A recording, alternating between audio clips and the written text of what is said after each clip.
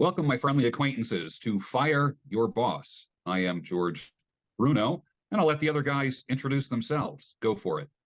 I am Jonesy. Ha, You just eat jumped it, right eat it, into that. Frank. Hey, last time I did Age Before Beauty. Thanks. Go I'm right ahead. Jonesy, conversionchemistry.com. I am the entrepreneur solutionist. I am Frank Guerin from Conversion Chemistry, and I am the bankrupt truck driver who went on to make over six figures in income online.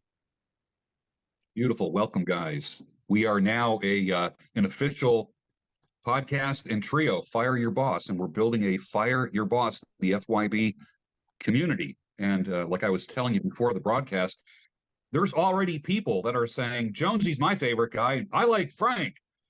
So that's kind of, you guys have your own fans already. It's even though this is what, maybe our fifth, yeah, this is our fifth podcast. So that's kind of fun. I found my beer drinking hockey crowd. That's it. That's kind of like, yeah, that's the beer drinking hockey dog whistle right there. Exactly. And I do want to say something about that. Talking entrepreneurship and self-employment, it's not easy. It's arguably harder than when I was working for an employer, but it's for myself. So yes, I'm pushing 40 real soon. I can play hockey 5 days a week on my time because I set my own schedule. Yes, that means I start at 5 a.m. some days and end my day at midnight some days. But I took a 9-hour break in between, right? That's the beauty of this whole thing is making myself rich, making other people rich, but not a boss rich. Frank, how do you do it, man? How did you leave a job and cut the cord? What did you do? Well, the last full-time job I had, I quit in 1994. That was driving a truck. And then I got a part-time job driving tractor trailer for 2 years. So for 2 years, I'd work 2 or 3 days driving and 2 or 3 days on my own business. And I'd get as close to 40 hours as I could in those 3 days. So it was almost a full paycheck. I did what I needed to do. And the day I left, I'll tell you what, guys, I still miss to this day driving a tractor trailer. My pickup truck is a stick shift. I took a lot of pride. My Uncle Donnie was a tractor trailer driver. My grandfather, on his side, my dad's side, was a tractor trailer driver. So I was either going to be a train engineer or a truck driver when I grew up, because those are two things I love, trains and trucks, right? And the way I did it, to be honest with you, I listened to a whole bunch of Amway training tapes. Now, not about the business, but about the mindset. And I would tell somebody to this day that some of the stuff that was available in the 1990s and early 2000s, like say from 1990 forward to the early 2000s, my cousin Rudy was an Amway. He was the only other person in the family I knew besides me and my dad that took a chance and went out on his own. Those Amway tapes, man, I don't know. I just listen to them every day. Howard Stern would go off at like 10 or 10:30 in the morning, switched right over to Amway and self-improvement, and got Guy Finley, who I'm still a student of, almost 30 years later. I listened so much that I actually believed it was possible. And that's what got me through in the beginning. And it was a little scary. I mean, I wasn't making $1 million when I went full time. I remember the first time we made 5,000 a month, I was like, oh my God, we're rich, But thing is, you have to be here to make the money, because yeah, you set your own hours and everything, but it's still work. I work every day just about. And the thing is, I really feel, George, and I think this is what Margot may be going through, until the pain of changing, no, I said that wrong. Until the pain of staying the same is greater than the pain of changing, most people will not move.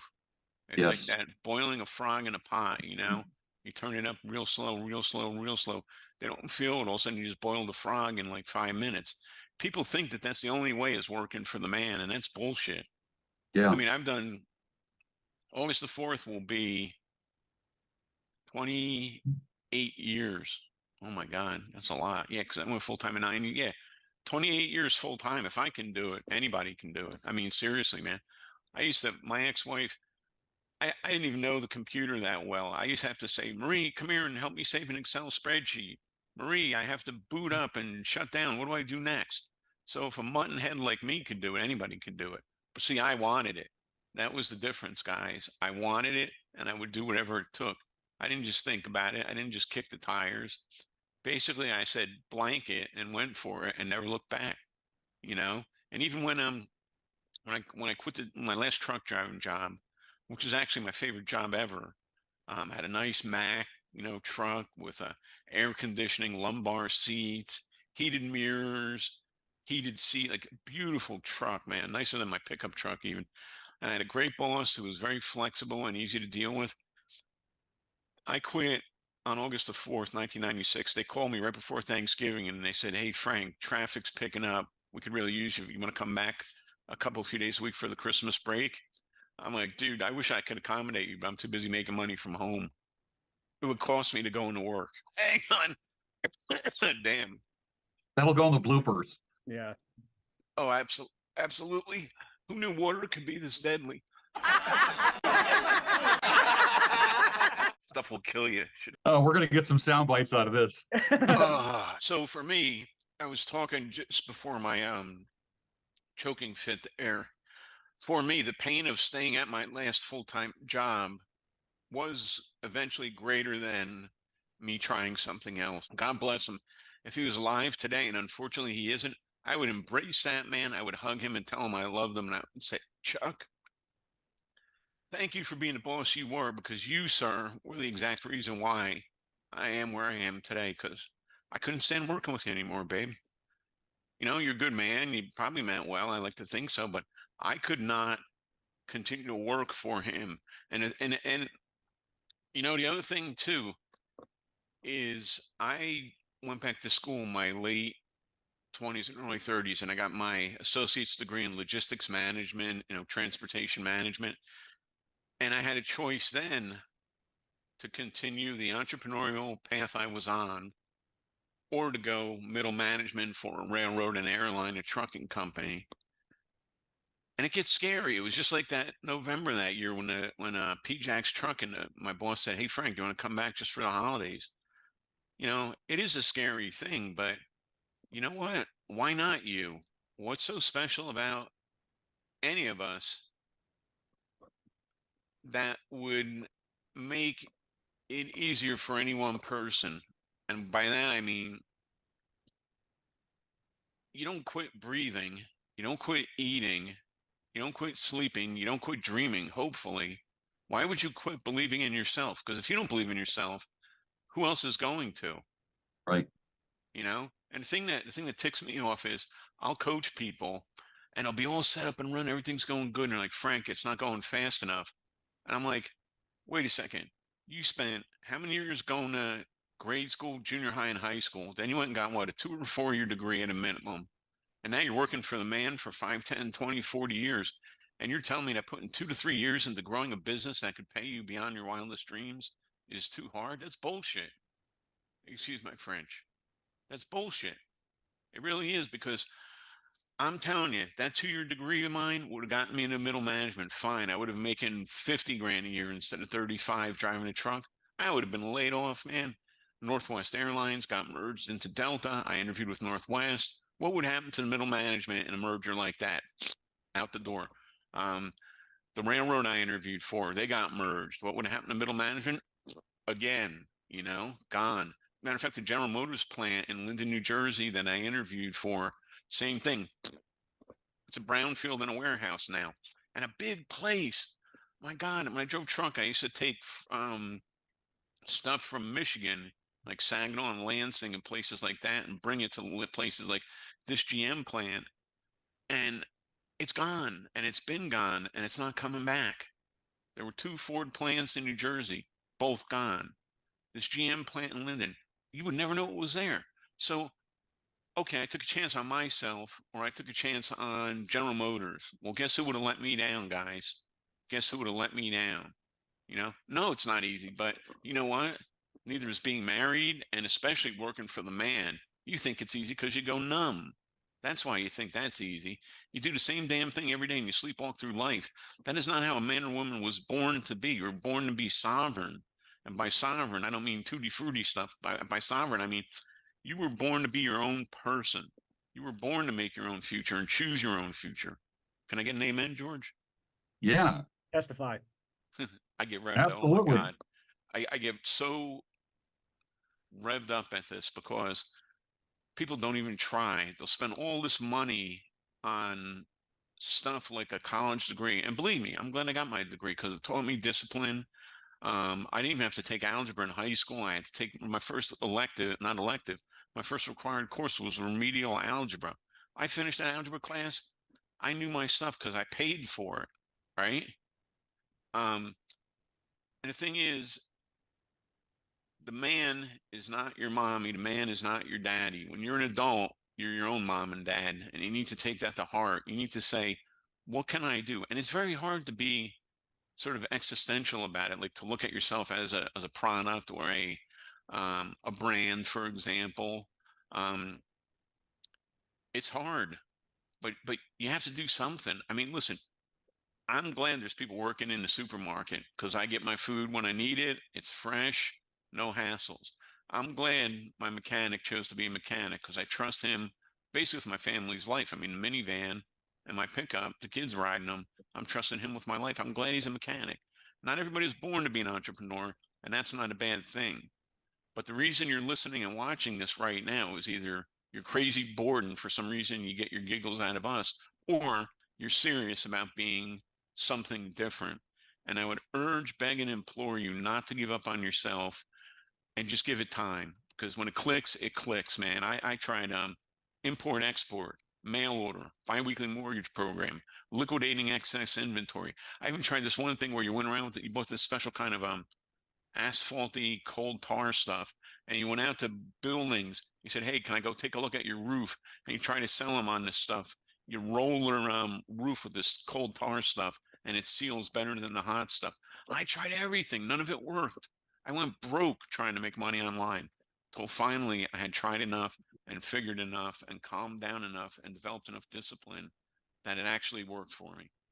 And the rest has been history. Have I had ups and downs? Hell yeah, man. You Of know, course. of course, the divorce cost me 600 grand. I don't even want to get into that, but Right. you know, but at the same point, I'm here 28 years later. And if I can do it, anybody can do it. I rest my case. I need supplemental oxygen right now. That's how revved up I get about this. Thank you, America. What you said reminds me of a story that Jim Rohn tells when he talks about like a child learning how to walk. It's crawling and then it kind of comes up to the coffee table or the couch and goes to stand up, and then sometimes it just falls down on its butt. And the mother, grabs it by the hands. Come on, stand up. You can stand up. Like, come on. And dad's like, come on, walk to daddy. And the toddlers, like plodding along, but they never become great walkers at first. They might fall 500 times before they can take a step. But Jim Rohn said, can you imagine a mother saying, you know what, maybe this child was just not cut out for walking? Right. Yeah. like, Yeah. like Yeah. it's like, come on, you can do it, you can do it. And they encourage the child to get up, and he walks from the coffee table to the couch, 3 steps, and everybody's like, yay. And then from the couch to the chair, yay, that kind of stuff. And but the mother never gives up. And not everybody's going to be president. Not everybody's going to be an astronaut. But man, Exactly. you can be a lot more than you are. And never let anyone say, well, maybe you're just not cut out to make 6 figures. Maybe you're not just cut out to be self-employed. Maybe you're not cut out to make 5, 7, 10, 20 G's a month.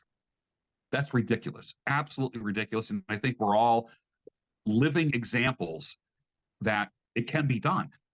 Jonesy, what's your story, man?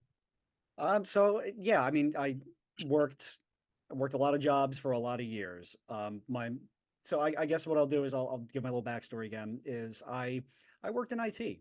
That was kind of my early out of college career, was working for data centers, doing computer networking, all that good stuff, um, until 2008, which was the Great Recession, the housing, the mortgage crisis, the mortgage bubble, all that good stuff. Well, I was working for a bank at the time. So you can imagine how that went. A bank that was undergoing an acquisition and merger, and I was a mid-level IT guy. So they outsourced a lot of these jobs to Canada, outside the country. Gave us the option to go with the company. I said no to that. They, gave us a severance, and we were left to our own devices to find new employment, which is, to the point of working for an employer. That's something that can happen at any time. Yeah. All right, Frank, you mentioned we have to treat ourselves like a product or service when we're entrepreneurs and talking about our brand. The reverse is true, is that companies will always treat us like a line item. And that's exactly what Absolutely. we are. We are a resource. And when it makes sense to not pay that line item, it will get cut. And I do want to, make a note that there are good companies and there are bad companies, and then a bunch that are on the continuum in between. Good companies that do it right. I mean, look, Frank, you said not everybody is cut out to be an entrepreneur, and that's fine, because we talk about having, as entrepreneurs, have to hire help, have to bring people on board with our vision, and that in turn has to make us one of those good employers. And I urge anybody who maybe doesn't want to be a full-time self-employed entrepreneur, find that company to work for and be happy there. You have to align with their core values. It has to be something that you, at least in part, enjoy doing, get along with your coworkers. Tons of those companies out there. Yes, they are typically small to mid businesses. But in the case of the grocery store, you got your Walmarts and your Aldis, right? Walmart's a piece of shit. We all know it. They treat their employees, their customers, their vendors, pretty much everybody in the entire supply chain like dirt. Aldi, even if just at a glance, I know that they let their cashiers sit down at the register. Okay, that to me is a far better company. If you're in the grocery industry, work for an Aldi, not a Walmart. All right. So that's that's kind of my takeaway over the past decade, is that yes, I'm expendable even at a good company. So I started working for small businesses after working for that major corporation. My first vow being I will never work for a large company ever again. Worked for retail management at family-owned businesses, whilst still keeping my hands in IT and by proxy marketing. All right. It turns out IT was just an outlet for my entrepreneurial mind and creativity. I just like solving problems. And at the end of the day, marketing connects people with products and services that solve problems. So that was kind of like me unlocking the marketer in me about 15 years ago or so. So I did, which is what conversion chemistry teaches, and what I pontificate is not so much just quit your job tomorrow and work for yourself, but build up that side hustle. All right, George, you say that every man needs a job and a vocation. Is that the right terminology? Every guy needs a profession and a trade. A profession and a trade. Okay. Yeah. It's same thing, different words, right? Yeah. Yeah. Yeah, you need a profession and a trade, and the trade should be something you enjoy. And ideally, you can merge them both. But if not, we're going to help you monetize your side hustle, right? That's the point of this whole thing. And that's what I started doing. I was building HTML websites since the late 90s. And, I started using WordPress and stuff about a decade ago. So all I did was build some small websites for small businesses, just as a little side gig.